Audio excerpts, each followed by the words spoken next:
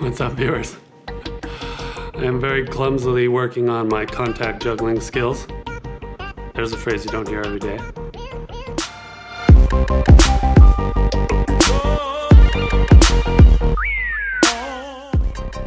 Contact juggling, in my opinion, is very meditative. And I like to do it when I'm programming and I get stuck on a problem and I need to either think about it or not think about it.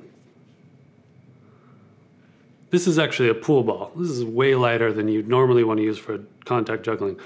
Normally you want something more like this.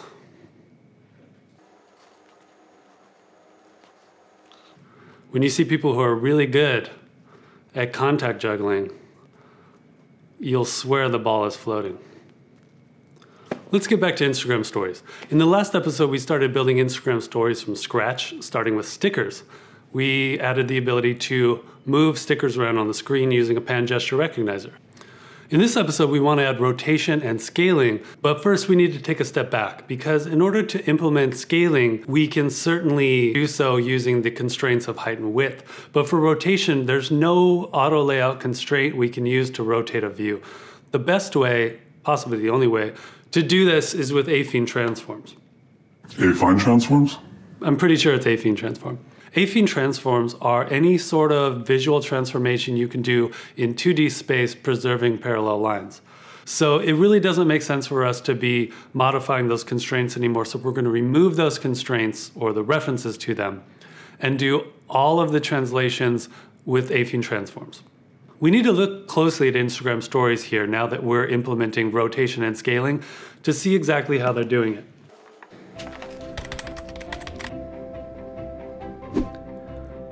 Notice how the finger I use to scale and rotate isn't on the sticker at all. It's anywhere on the screen. This means that the gesture recognizer is not on the sticker or the emoji, it's actually on the entire screen or the whole story view. Notice how fluidly the gestures work with each other. For example, I'm going to use one finger to move the taco around. Without lifting that finger or ending the gesture, I'm going to add another finger and use it to scale and rotate.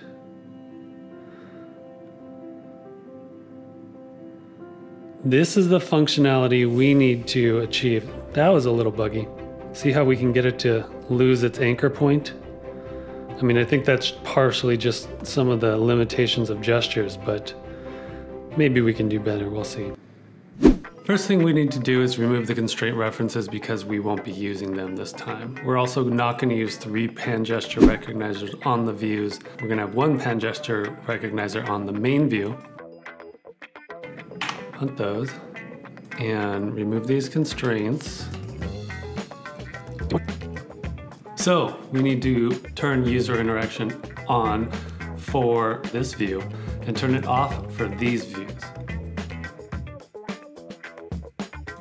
Okay, now let's go ahead and add a new pan gesture recognizer to this view.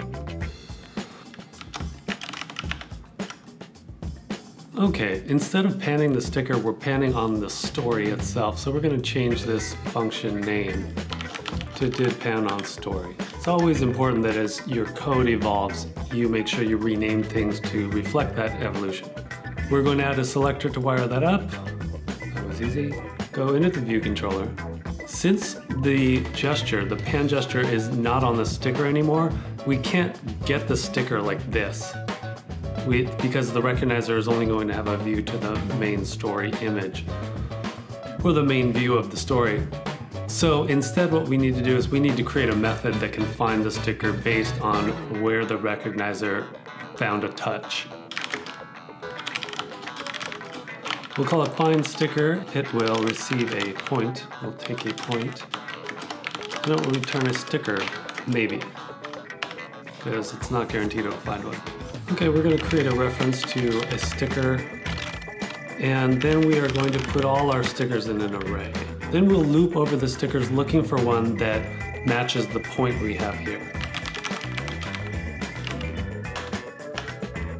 You notice it wants to make sticker in here an optional, and we can fix that if we explicitly add a type here which is pedantic. You could argue that's a bug in Swift. See now this time, it's not going to be an optional. So that's good. So the way we check if the point passed in lies in the bounds of a view is with this handy little method called contains. If sticker.frame.contains point, then a sticker equals sticker. Then down here, easy enough, we will return a sticker. So this method can return nil. If it doesn't find one, it will return nil. This function can now find a sticker based on the recognizer's point. We need somewhere to store that. Our active sticker is a sticker. And then we need to go ahead and grab that sticker. So the way we'll do this is we are going to move this down here because we don't need it here. We can ditch all of this. That's all got to go. Everything must go.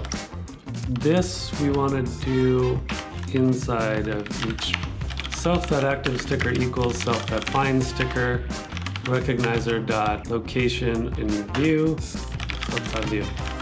If let sticker equals self.active sticker, then bring the subview to the front. There we go. So we're setting it here. Then we see if it exists. If it does, we bring that subview to the front. This needs to get moved to the sticker. These can go. And let's rename this to applied translation because that sounds a little better. What we're going to do here is we're going to set the translation on the sticker itself. So we're going to add a new property to the sticker that is a translation. We will set an observer in here, and whenever this is changed, we will update the transform. Let translation transform, and that will be the translation.x and the translation.y. Then we will assign the transform here. Now, down here in our did pan on story, all we need to do is say we have an active sticker. That's how you should read this. Set the translation on the active sticker.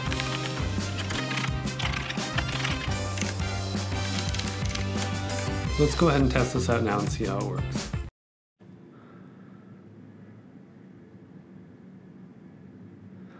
Did you catch that? You see what's happening here? We can move the sticker once, but the second time it tries to move from its original location. In the previous episode, we handled this by storing the applied transformation in the ended state of the gesture recognizer callback. So let's do that. If we have a sticker, then we need to save the translation. And you notice we don't have that created yet. Save translation. Now, all this needs to do is save the translation to the applied translation.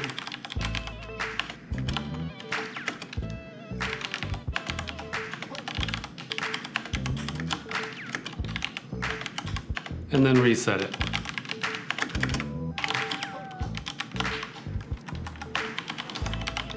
Now we do need to make sure we're accounting for that applied translation in here. Okay, let's try this now. Excellent. We're saving the applied transform and placement is good to go. So this is just as good as where we were at the end of last episode, but now we're doing it with transforms rather than with constraints, which is excellent. So now we need a pinch gesture recognizer. So drag that in here. Let's wire that up to the code. Did pinch on story. Now let's jump back into the code. We need to keep track of the applied scaling. By default, that'll be 1, of course. We're going to need a property for it, so we'll call that scale. And we'll do the same thing with the did set observer that we did on translation. We're also going to need to save the scale.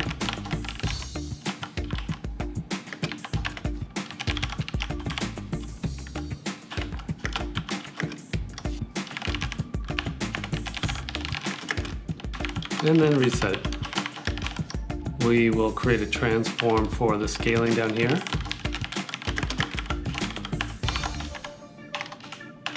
And then we're going to concatenate them. We're going to combine the two transforms, starting with the scale transform. It's very important that you consider which transform you start with.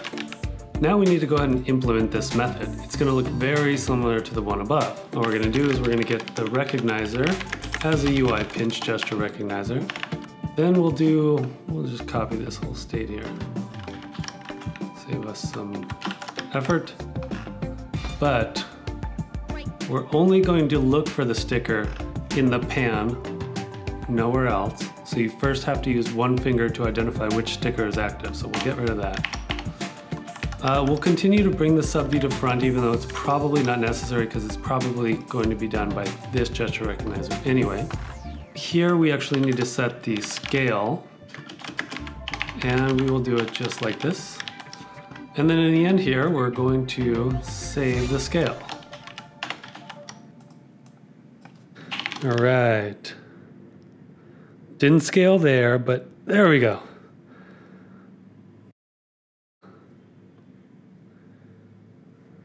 All right, let's add rotation now. What do you say? So drag a rotation gesture recognizer to the view here. Open up the view controller in the assistant editor. Right-click on the rotation gesture recognizer. Grab the selector and drag it into the code above find sticker, and we will call it did rotate on story. Good deal. Close that. We need to add our properties to the sticker, so let's go ahead and do that. We need var applied rotation equals CG float 0.0. We need a property here for rotation, which will be by default 0 as well. We will have a did set observer, which we will use to call update transform. And we need a method to save the rotation. Applied rotation plus equals rotation,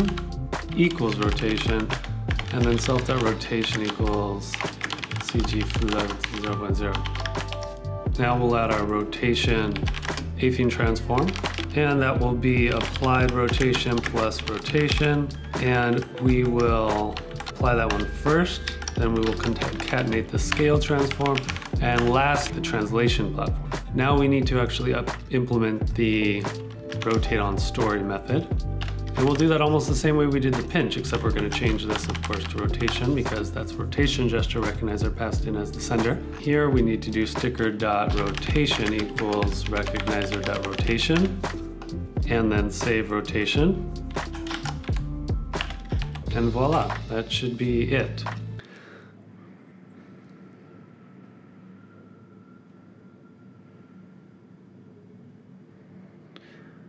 It's not perfect, but it works.